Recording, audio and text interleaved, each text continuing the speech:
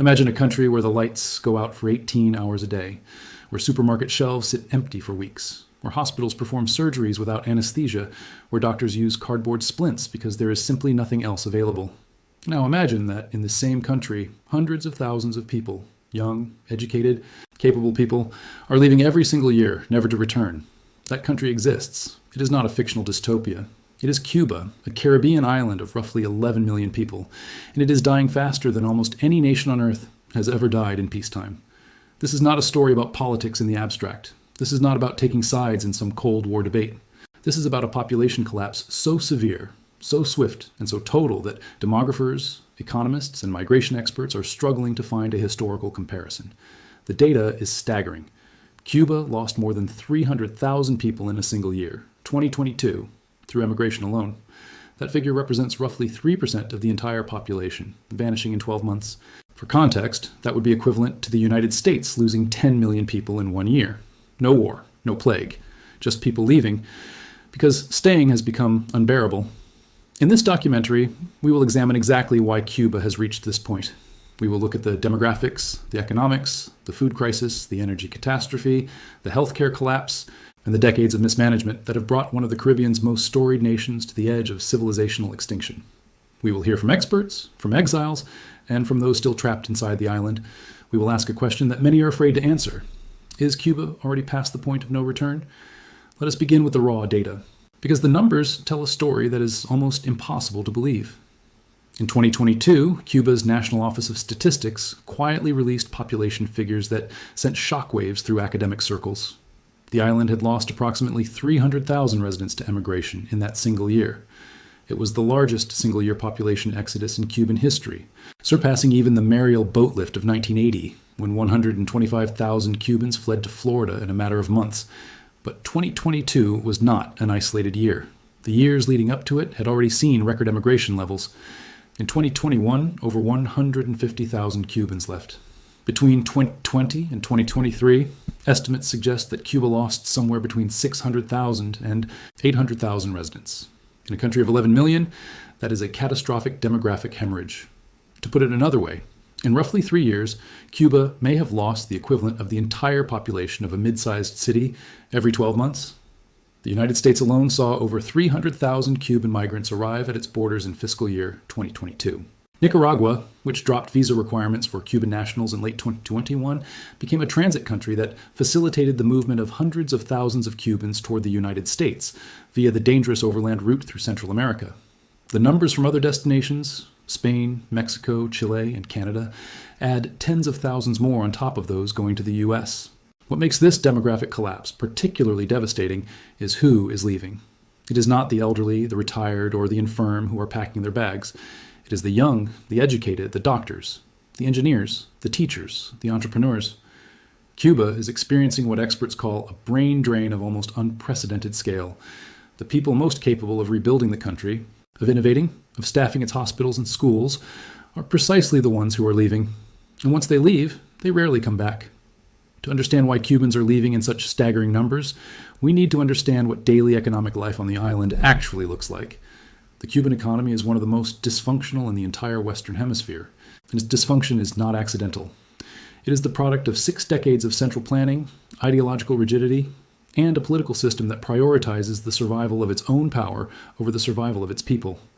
Cuba operates a dual currency system, or rather, it has operated various versions of such a system for decades that has consistently distorted prices, suppressed productivity, and created a permanent black market.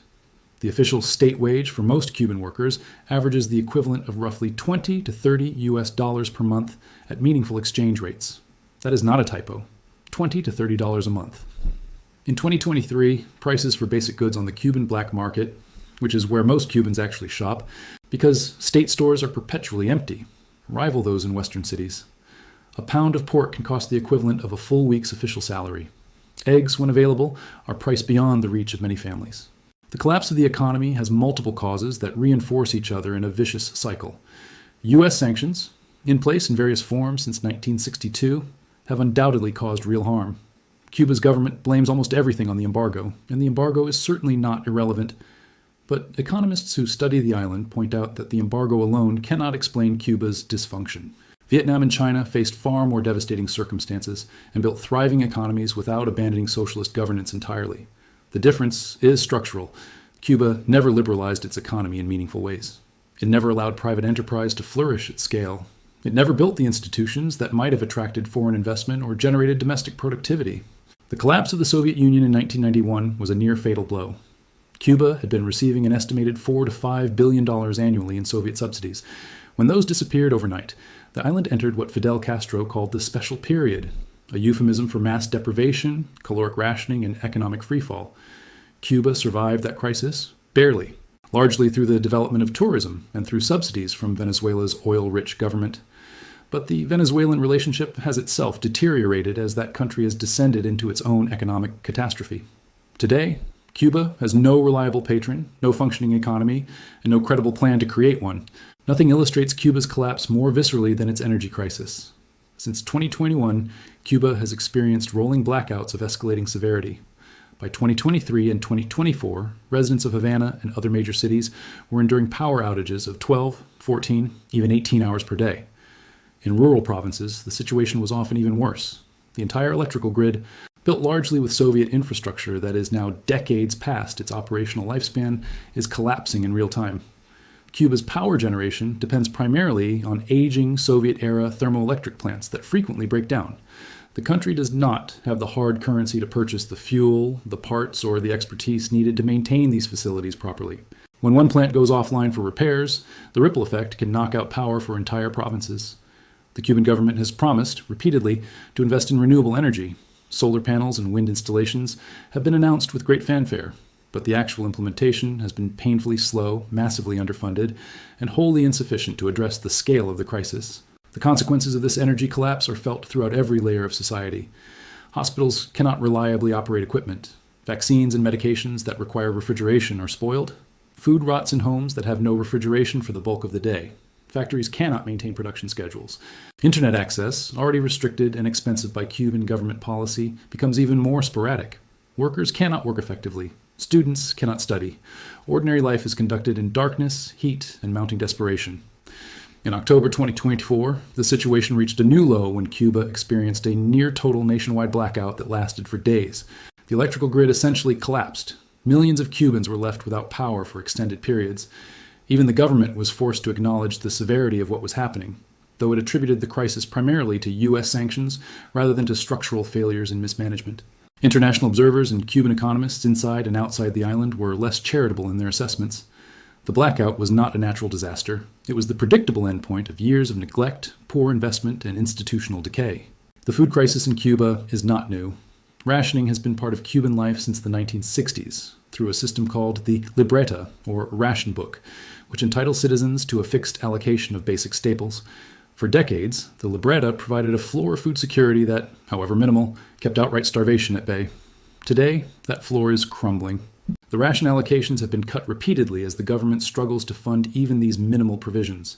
Items that were once reliably available, rice, beans, cooking oil, sugar, eggs, are now intermittently absent from state distribution points.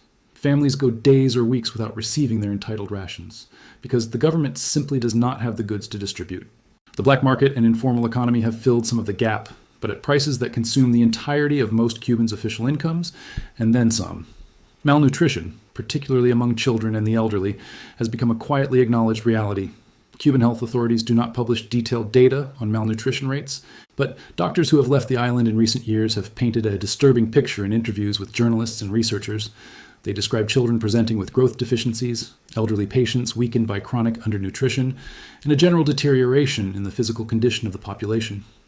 Cuba's agricultural sector has also collapsed in ways that compound the food crisis. State farms, which control the vast majority of agricultural land, are catastrophically unproductive. Cuba, a tropical island with excellent agricultural potential, imports roughly 70 to 80% of its food, spending hundreds of millions of dollars it does not have on imports, while its own fields lie fallow or underperforming. Attempts to liberalize agricultural production and allow more private farming have been half-hearted and frequently reversed. The result is a country that cannot feed itself, surrounded by seas and sitting in soil that could, with proper management, sustain its population many times over. Cuba's healthcare system was, for decades, one of the most celebrated aspects of the revolution. In the 1970s, 1980s, and even 1990s, Cuba genuinely produced remarkable health outcomes. Its infant mortality rate was among the lowest in Latin America. Life expectancy was high. The country trained doctors in extraordinary numbers and even exported medical expertise internationally as a form of diplomatic soft power. The Cuban Medical Mission Program sent tens of thousands of physicians to Venezuela, Angola, Brazil, Bolivia, and elsewhere, earning political goodwill and, in the case of Venezuela, oil in exchange. But the foundation beneath that celebrated system has been eroding for years, and today it is in freefall. The same doctors who were trained to staff Cuba's hospitals have been leaving the country in enormous numbers. Medical professionals are among the most sought-after immigrants because their skills are portable and in demand worldwide. When a Cuban doctor leaves for the United States, Spain, or Chile, they take with them years of state-subsidized training and leave behind a gap that the system increasingly cannot fill. Those who remain inside Cuban hospitals describe conditions that would be considered a crisis in any other context. Medicines are unavailable. Basic surgical supplies run short. Antibiotics, analgesics, and anesthetics are rationed or simply absent. Patients are asked to bring their own syringes. Surgeries are performed with improvised tools. The physical infrastructure of many hospitals has deteriorated severely, with buildings that have gone without maintenance for decades, equipment that has not been replaced since the Soviet era, and utilities, including the electricity we discussed earlier, that cannot be relied upon. COVID-19 exposed the gap between Cuba's healthcare mythology and its healthcare reality in painful ways. The Cuban government claimed success with its domestically developed vaccines, particularly Abdala and Soberana. Independent researchers who have examined the data have been more skeptical, noting that Cuba's reporting was opaque and that excess mortality figures during the pandemic were difficult to reconcile with official accounts. What is not disputed is that the pandemic further strained an already strained system and contributed to a wave of emigration by healthcare workers who saw up close how close to the edge Cuban medicine was operating. To understand why Cubans are not simply pushing for reform from within, one must understand the political environment they inhabit. Cuba is a one-party state. The Communist Party of Cuba is the only legal political organization. Freedom of the press, freedom of assembly, and freedom of political expression are all severely restricted. Dissidents are surveilled, harassed, detained, and imprisoned. The state security apparatus is pervasive and experienced in suppressing organized resistance. On July 11th, 2021, something extraordinary happened. Thousands of Cubans took to the streets and cities across the island in the largest mass protest the country had seen in decades. They chanted for freedom. They called for the government to resign. They expressed in public, for the first time in a generation, the depths of their desperation and their rage. The protests were spontaneous, leaderless, and unprecedented in their geographic spread. Social media, particularly Facebook and WhatsApp, which had become more accessible with the expansion of mobile internet in 2018, played a crucial role in spreading news of the demonstrations. The government's response was swift and brutal. Security forces and government-organized civilian mobs called Boinas Negras, or Brigadas de Respuesta Rápida, attacked protesters in the streets. In the days and weeks that followed, mass arrests swept up hundreds of demonstrators. By the end of the year, more than 1,000 Cubans had been detained in connection with the protests. Many were sentenced to years in prison. In some cases, sentences of 10, 15, or even 25 years for what amounted to participation in a street demonstration. The July 11th protests and their aftermath had two major consequences for Cuba's crisis. First, they demonstrated that the government retained the will and the capacity to crush internal dissent by force. There would be no velvet revolution in Cuba, no peaceful transition driven by popular pressure. Second, and paradoxically, the repression that followed accelerated emigration. Cubans who had participated in the protests, or who feared being falsely accused of participation, fled the island in even greater numbers in 2021 and 2022. The crackdown was itself a major driver of the population exodus that followed. Perhaps the most profound aspect of Cuba's collapse is what it means for the future. Every country, no matter how troubled, carries within it the seeds of potential recovery. Those seeds are its young people, the generation that will inherit whatever is left and decide what to build next. Cuba's young generation is leaving, and they are not coming back. The profile of the typical Cuban immigrant today is not the desperate boat person of the 1990s special period, clinging to a raft in the Florida Straits. Today's immigrant is more likely to be a young professional in their 20s or early 30s, someone who has a university degree, medicine, engineering, computer science, architecture, and who has concluded that no conceivable future in Cuba justifies staying. They have watched their parents endure hardship. They have experienced the blackouts, the food shortages, the salary that does not cover basic expenses. They have seen what happened to those who spoke out on July 11th, and they have made a rational calculation. Leave, while leaving is still possible. The The practical routes out of Cuba have multiplied in recent years.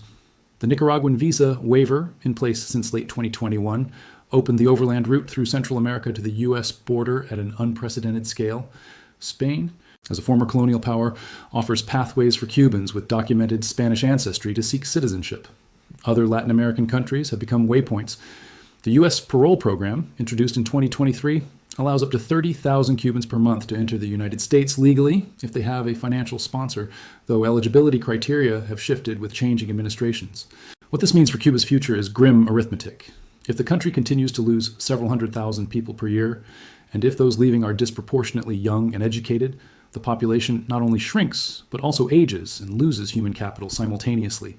An economy cannot grow without workers. A healthcare system cannot function without doctors and nurses. Schools cannot operate without teachers. The hollowing out of Cuba's human capital base is not merely a demographic statistic. It is the destruction of the very foundation upon which any conceivable recovery would have to be built. There is a cruel irony in Cuba's emigration crisis. The people who leave are in many ways the only thing keeping those who remain alive. Cuban immigrants send money home, remittances, that function as a critical lifeline for families on the island. Estimates suggest that remittances flowing into Cuba total somewhere between $2 and $4 billion annually, though the opaque nature of Cuban financial flows makes precise figures difficult to establish. For a Cuban family with a relative abroad, remittances in US dollars or euros represent a massive economic advantage in a country where the official monthly wage is $20 to $30. A transfer of $1 or $200 from a family member in Miami or Madrid effectively provides 10 times the official monthly income in a single transaction. This allows families to buy food on the black market, purchase medicines privately, pay for housing repairs, and maintain some basic standard of living that would otherwise be impossible. But this dependency creates its own trap. The Cuban government, starved for foreign currency, taxes, remittances, and remittance-related transactions through various mechanisms, currency exchange rates, transaction fees, and the structure of the MLC, the hard currency store system introduced in recent years, all effectively redirect a portion of the dollars sent from abroad into government coffers. The Cuban state has thus become partially dependent on the very emigration it has driven away. It needs people to leave so that those people will send money back. The remittance economy also deepens inequality within Cuba. Those with family abroad have access to hard currency and can purchase food and goods at stores that only accept foreign currency. Those without such connections, typically older Cubans, rural Cubans, and Afro-Cubans, who have historically had lower rates of emigration, are left to survive on peso wages and whatever the collapsing state distribution system provides. Cuba, officially a society built on equality, is deeply stratified by access to foreign currency, and the primary determinant of that access is whether one's family has successfully escaped. The question that hangs over all of this is whether there is any path back from the edge. Cuba's crisis is severe, but history offers examples of countries that have recovered from seemingly terminal collapses: post-war Germany, post-apartheid South Africa, post-Soviet Estonia. Recovery is, at least in theory, possible, but it requires a set of conditions that Cuba currently does not appear to meet. First, and most fundamentally, recovery requires political change. The current Cuban government has demonstrated over and over that it will not implement the kind of economic liberalization that might generate growth. It has repeatedly introduced tentative reforms and then reversed them when those reforms began to produce outcomes: private enterprise, income inequality, foreign investment influence that threatened ideological orthodoxy or the party's control. Without a fundamental shift in the political structure of the country, there is no credible mechanism for the economic transformation that Cuba's survival requires. Second, recovery requires people. Here, Cuba faces a demographic problem that may already be irreversible on any useful timescale. The professionals who have left are building lives elsewhere. They are integrating into American, Spanish, Chilean, and Canadian society. Their children are growing up outside Cuba, speaking other languages, developing other loyalties. The diaspora can send remittances, but it will not return en masse to rebuild a country that, in its current form, offers no viable future. A recovery plan that depends on the return of immigrants is not a plan, it is a wish. Third, the infrastructure crisis, in energy, in agriculture, in healthcare, and transportation, requires massive capital investment that Cuba cannot generate internally and cannot attract externally given its political system, its debt history, and the ongoing presence of U.S. sanctions. The sanctions debate is genuinely complex. Loosening them without meaningful political reform rewards the government, but maintaining them indefinitely while the population starves raises its own serious moral questions. There is no clean answer here. Some analysts argue that the only realistic path forward is a managed political transition. Not a violent revolution, but a negotiated opening, perhaps led by elements within the Communist Party itself, who recognize that the current trajectory ends in complete collapse. Such transitions have happened elsewhere, but they require leaders willing to risk their own power and privilege for the good of the country, and Cuba's current leadership has shown no signs of possessing that quality. Cuba is not dying because of one cause. It is dying because of a convergence of crises, economic, demographic, political, infrastructural, that have been building for decades and have now reached a tipping point. The people are leaving. The lights are going out. The food is not there. The hospitals are running out of medicine. And the government, rather than confronting any of these realities with honesty and urgency, continues to insist that the fault lies entirely with external enemies. There is a concept in ecology called a death spiral, a self-reinforcing cycle of decline in which each deterioration makes the next one worse. A forest that loses its trees loses its capacity to generate rainfall, which kills more trees. A coral reef that bleaches loses the fish that kept it healthy, which causes more bleaching. Cuba is in a human equivalent of a death spiral. People leave because conditions are unbearable. Conditions become more unbearable because people leave. The state loses the tax base and workforce it needs to maintain services. Services deteriorate further. More people leave. The cycle accelerates. The Cuban people are not to blame for this catastrophe. They are its victims. Generations of Cubans were told that sacrifice was necessary, that hardship was temporary, that the revolution's promise would eventually be fulfilled. They waited. They endured. And then, in numbers that history will record with astonishment, they stopped waiting and walked away from an island that their government had transformed from a place of imperfect promise into a place with no promise at all. Whether Cuba survives as a functioning society is now genuinely uncertain. The demographic losses of the past few years may already have crossed a threshold from which recovery, within any reasonable time frame, is impossible. What is certain is that if nothing changes, if the political system does not change, if the economic system does not change, if the relationship between the Cuban state and Cuban people does not fundamentally change, then the trajectory ends in one place, a nation that has effectively ceased to exist. Not through conquest, not through natural disaster, but through the slow, quiet, devastating choice of millions of its own people to leave and never look back. This is the story of Cuba. This is why it is the fastest dying country on Earth. And unless something changes, this will be its epitaph.